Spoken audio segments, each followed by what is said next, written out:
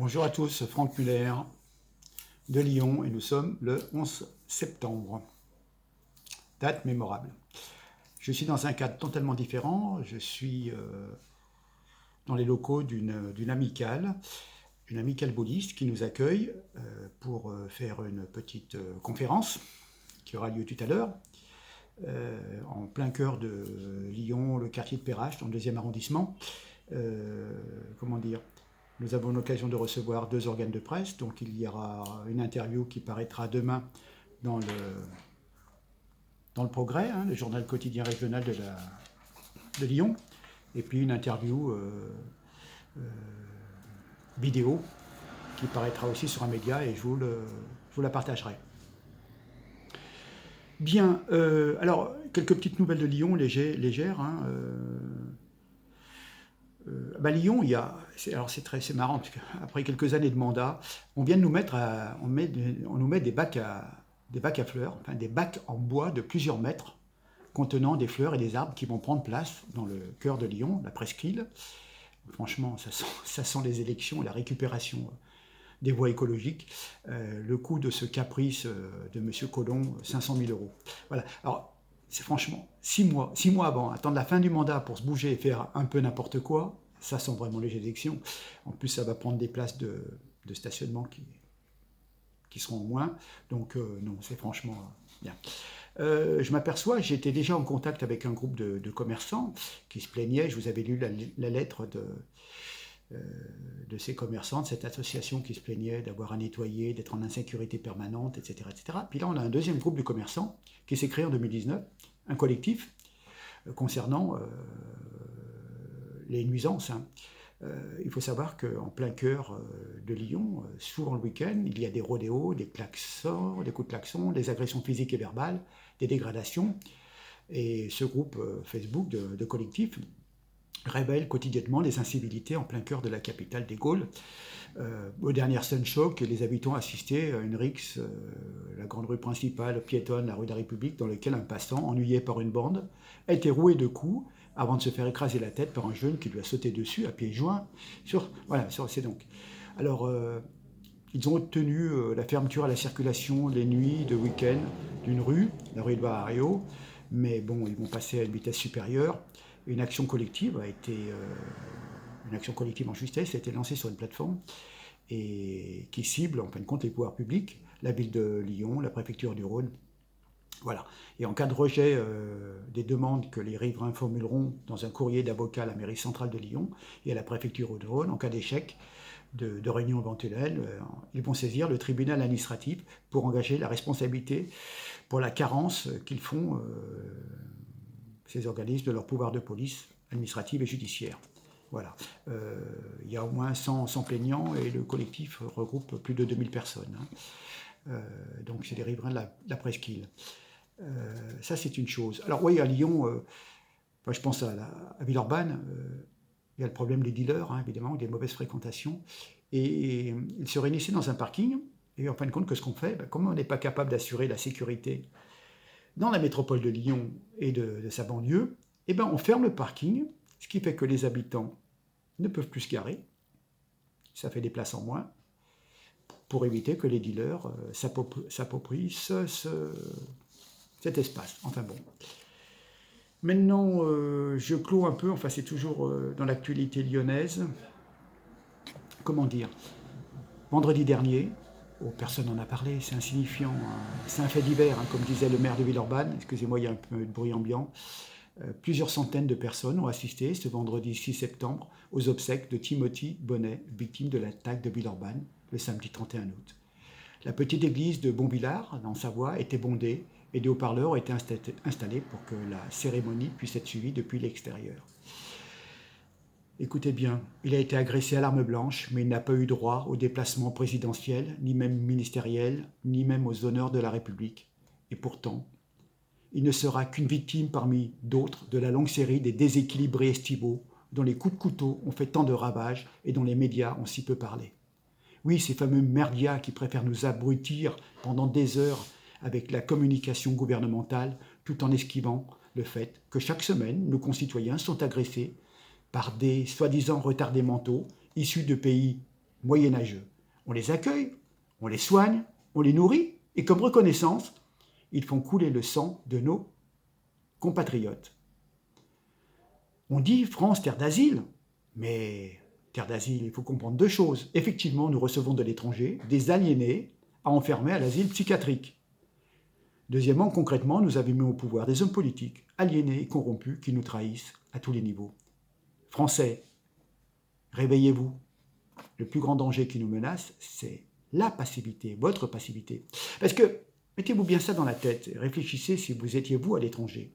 Arriver dans un pays, s'y installer, et imposer lentement et sûrement ses propres usages et coutumes. Ce n'est plus de l'immigration, mais c'est de l'invasion. Ne pas accepter ceci, ce n'est pas du racisme, mais simplement préserver votre liberté et votre choix de civilisation. Quand je pense à la condamnation des jeunes militants identitaires à 6 mois de prison ferme, pour avoir voulu bloquer pacifiquement simplement la frontière, sommes-nous si haïssables? Mon Dieu, nous sommes Français, occidentaux. Mais dans l'ancien monde, les jeunes qui défendaient leurs frontières contre les envahisseurs étaient des héros. Et maintenant, on nous insulte, on nous traite de racistes, on nous met en prison. Mais l'autre, l'étranger, celui qui n'est pas nous-mêmes, qui est un peu différent, parce que né ailleurs et de notre culture, mais qu'il soit pacifique ou violent, intégré ou communautarisé, eh bien, il est par définition tout le temps privilégié et il est défendu coûte que coûte, même lorsqu'il est dans son tort. Je ne comprends pas. La mission régalienne de l'État est de protéger le citoyen français. Aujourd'hui, il s'agit de protéger d'abord l'étranger en prenant systématiquement parti pour cette autre personne, quitte à en faire payer l'addition parfois le prix du sang aux citoyens, aux nationaux français. C'est quand même fou ça. Dans le monde ancien, on renvoyait les délinquants étrangers et les débutés du droit d'asile dans leur pays. Dans le monde nouveau, on adopte des lois contre l'expulsion et contre la double peine, et on adapte même notre législation pour que ces étrangers, entre guillemets, soient moins embêtés, si on peut dire. Voilà. Enfin bon. D'ailleurs, quand on parle de sécurité, c'est une expression à bannir maintenant, parce qu'elle a disparu, la sécurité. Au point que les forces dites de sécurité elles-mêmes ont la frousse et se font caillasser dans les quartiers en attendant de se faire tirer comme des lapins. Évidemment, lorsqu'elles sont en face des gilets jaunes, les vrais, hein, pas les black blocs, parce qu'eux savent prendre des coups, c'est différent. Mais les forces de sécurité peuvent tabasser à loisir. Elles sont couvertes par l'appareil d'État, qui lui-même, l'appareil d'État, est si timide envers les racailles. Beaucoup de mansuétude, beaucoup de sursis envers les racailles. Enfin, résumons.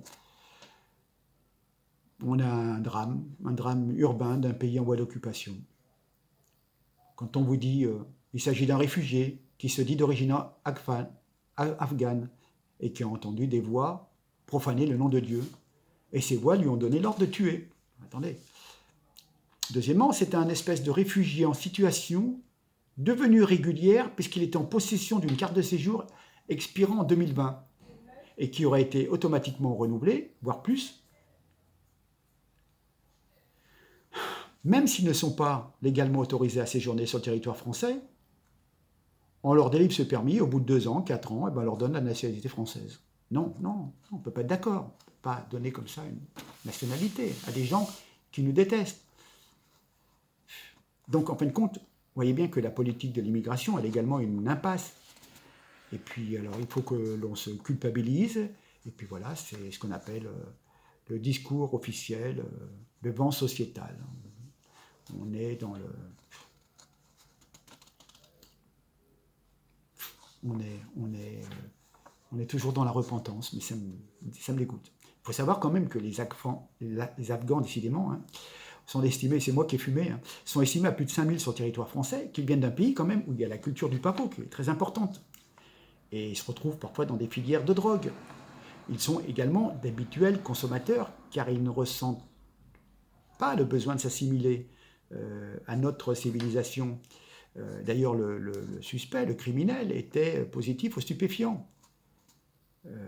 D'ailleurs, le cannabis peut déclencher aussi un tel état psychotique et il entend les voix de Allah. N'oubliez pas que quand on appelle la confrérie sunnite des assassins, Assassin, bien des fumeurs de hachachine. Voilà, c'est un détail, mais c'est quand même une particularité de cette population, c'est tout. Justement, donc, il faut se rappeler quatrièmement que les premières investigations psychiatriques ont décelé justement un état psychotique avec des hallucinations et des motivations mystiques religieuses. Voilà. Alors, ce sont quand même des gens qui n'hésitent pas à jeter de l'acide sur le visage des filles et des femmes qu'ils jugent pas assez dociles à leur goût. Évidemment, ces braves personnes méritent toute notre considération et on va absoudre leur saloperie et leur torture qu'ils font sur les femmes. Voilà. Alors, donc samedi 31 août, à Villeurbanne, je reviens, banlieue populaire. C'est une antiphrase, pour ne pas dire une banlieue presque occupée. Et cet Afghan de 30 ans a assassiné un jeune Français, blessé 8 personnes, dont 3 très grièvement. Et bien sûr, toute la caste bien pensante a aussitôt écarté la piste terroriste. Ah, l'assassin a tenu des propos islamistes, mais ça compte pas. Il faut absolument qu'il soit un simple déséquilibré. Alors, c'est dingue, hein, il y a un champ, ça pousse chez nous, les déséquilibrés, mais franchement... Alors, il faut admettre que le nombre de déséquilibrés a singulièrement augmenté dans notre pays au cours des dernières décennies et que les immigrés contaminés par l'idéologie islamiste sont plus sensibles que d'autres au déséquilibre mental. Alors, d'une façon générale, le terrorisme n'est en tout cas que l'un des aspects le plus terribles, certes, de la violence qui se répand journellement dans notre société. Alors, cette violence a une double cause, c'est que ceux qui font mine de diriger notre pays en sont directement responsables, mais l'ignorent. Bien évidemment, le premier élément de cette cause, c'est l'immigration et le refus d'intégration d'une part de plus importante de la population immigrée. Comprenez-moi bien, les gens vont dans un pays pour y faire leur vie, travailler, donc il faut quand même un minimum s'intégrer dans ce pays et participer aux coutumes. Bon. Le second élément aussi, c'est un espèce de désenchantement qui a gagné l'oligarchie, qui se diffuse dans notre société, la télévision, les séries télévisées. On est dans une décomposition de notre mode de vie. Hein. Enfin bon. On a l'impression qu'il y a une espèce de contre-culture 68arde qui, en fin de compte, essaye de démolir tout ce qui était le fondement de notre société, de nos us et coutumes. Enfin bon. Enfin, il y a quand même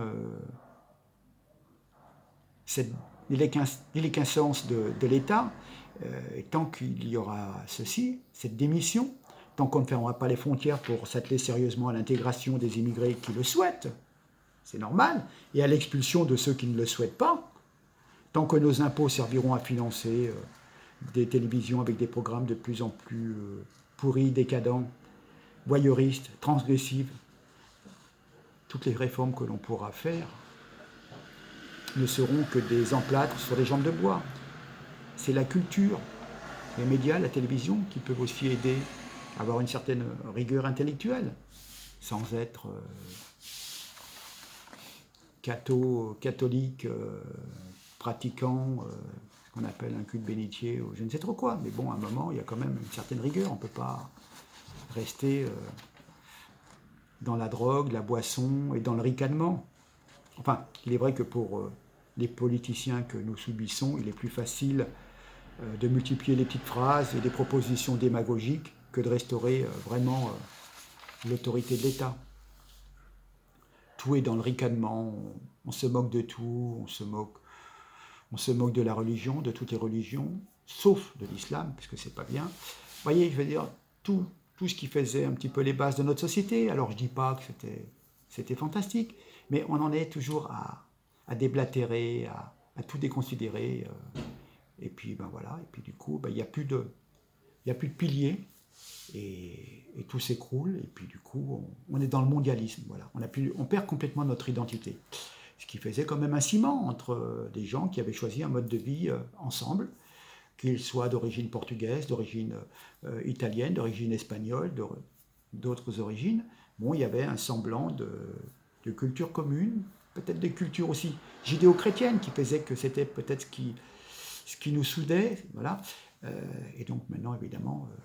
quand on fait venir le tiers-monde et qu'on soigne le tiers-monde dans nos hôpitaux, bah oui, quand on pense qu'il y a 250 services d'urgence en grève depuis des mois et des mois, donc plus rien ne tient, quoi. Je veux dire, c'est une illusion de parler de la nation France. Enfin, voilà le sentiment. Alors je répète, je voudrais apporter un témoignage sur ce jeune garçon qui a été enterré vendredi. Presque aucun média n'en a parlé, hein, parce qu'il ne faut surtout pas remuer. Hein. On ne parle plus de l'assassin, on ne sait plus ce qu'il est devenu. Voilà. France, terre d'asile, franchement, je ne comprends pas. Hein. On accueille des migrants, on les soigne, on les nourrit, comme reconnaissance, ils font couler le sang de nos concitoyens. C'est la conclusion que je voulais apporter. Et là, vous posez des questions.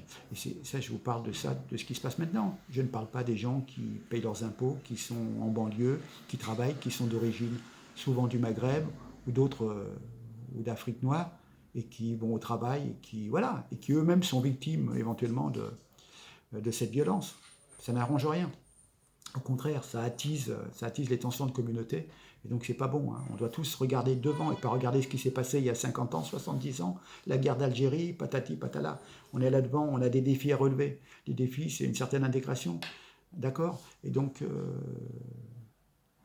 passer sa vie à regarder les télés en arabe ou Al Jazeera, ou etc., sans s'intéresser à ce qui se passe en France, mais juste pour toucher les allocs. Non, vous voyez ce que je veux dire? Bon, j'essaye d'être... voilà. Hein, on fait partie d'un pays, donc on touche des allocations, on travaille, on paye des impôts aussi, on participe à la vie économique, on dépense de l'argent, donc on paye de la TVA, ça participe donc aux recettes de l'État. Alors, ok, c'est une chose, mais il faut avoir quand même un minimum de communication avec, entre guillemets, les Gaulois présents depuis quelques siècles. Voilà. C'est tout. Voilà. Enfin, je pense toujours à ce gamin qu'il semble qu'on ignore et qui, je crois, était intervenu vers le criminel, vers l'islamiste, et il l'avait empêché de descendre dans l'arrêt du métro. Il s'était interposé, s'était présenté devant lui en essayant de le calmer, et c'est là qu'il a pris les coups de couteau. Mais ça, personne ne vous en a parlé. Voilà. Sur ce, je vous laisse. Donc, j'ai encore une réunion là pour le lancement de la liste, et on attend éventuellement d'autres médias. Donc je ne manquerai pas de vous tenir au courant et de vous mettre les liens des interviews et des articles consacrés à notre démarche, modeste démarche citoyenne. Hein. Bon, on verra ce que ça donne. Hein. Mais en tous les cas, nous, on se lève, on est debout, et puis ma foi, on essaye un petit peu de faire bouger les mentalités des politiques qui sont isolés dans leurs bureaux, hein. Et de tous ces gens qui se sont fait élire avec beaucoup de promesses et qui n'écoutent plus rien après, au bout, lorsqu'ils ont leur mandat de 5 ans. Donc voilà, c'est notre démarche. Essayer de faire entendre un petit peu la voix du peuple, la voix des citoyens qui payent et qui veulent avoir plus de sécurité, plus de salubrité, plus de protection de la part de la première autorité qui est juste au-dessus d'eux, c'est-à-dire la municipalité ou la métropole. Voilà. Sur ce, je vous laisse. Je vais retourner voir si les personnes sont arrivées pour cette fameuse réunion. Et puis, je vous dis à très bientôt. En tous les cas, merci pour votre partage, vos likes, vos abonnements. Et puis, ma foi, on continue, vous voyez. Hein, demain, j'attends la presse. Voilà. J'attends l'article de la presse. Merci beaucoup. À très bientôt. Merci pour tout. Allez, au revoir.